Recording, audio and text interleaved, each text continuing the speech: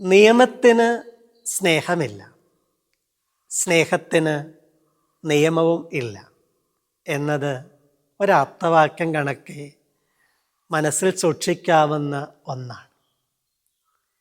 നിയമം അത് സ്നേഹത്തോടെ ആരോടും പെരുമാറുമെന്ന് തോന്നുന്നില്ല. നീതിയും ന്യായവും മാത്രമായിരിക്കും നിയമത്തിൻ്റെ മുമ്പിലുള്ള രണ്ട് കാര്യങ്ങൾ. എന്നാൽ സ്നേഹം അതിന് നീതിയോ ന്യായമോ ഒന്നും ആയിരിക്കില്ല അടിസ്ഥാനം. അതെപ്പോഴും കാരുണ്യത്തിൻ്റെ വഴികളിലൂടെ ചിലപ്പോൾ നിയമത്തിൻ്റെ അതിർവരമ്പുകളെ ഒക്കെ ലംഘിച്ച് കടന്നു പോകും.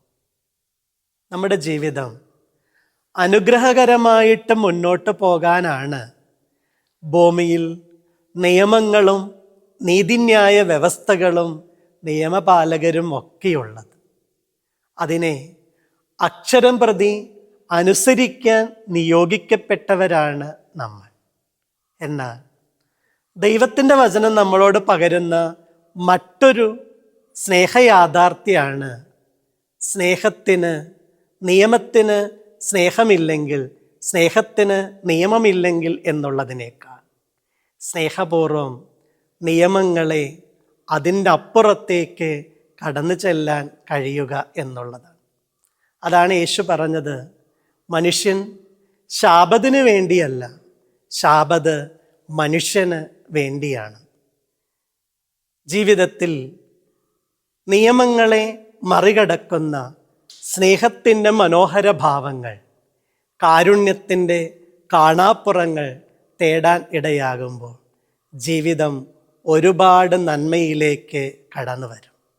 എല്ലാം നിയമത്തിൻ്റെ വഴിയിലൂടെ മാത്രം പോയാൽ മതിയെന്ന് കാർക്കശ്യം പിടിക്കുന്നതിനേക്കാൾ നമ്മളൊരു യന്ത്രമല്ലല്ലോ, മനുഷ്യരാണ്.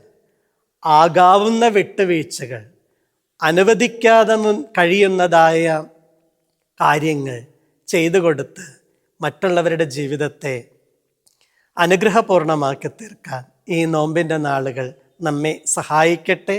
ഒരിക്കൽ കൂടെ ഓർമ്മപ്പെടുത്തുന്നു, ആപ്തവാക്യം പോലെ നമുക്ക് മനസ്സിൽ സൂക്ഷിക്കാം, നിയമത്തിന് സ്നേഹമില്ല, സ്നേഹത്തിന് നിയമം.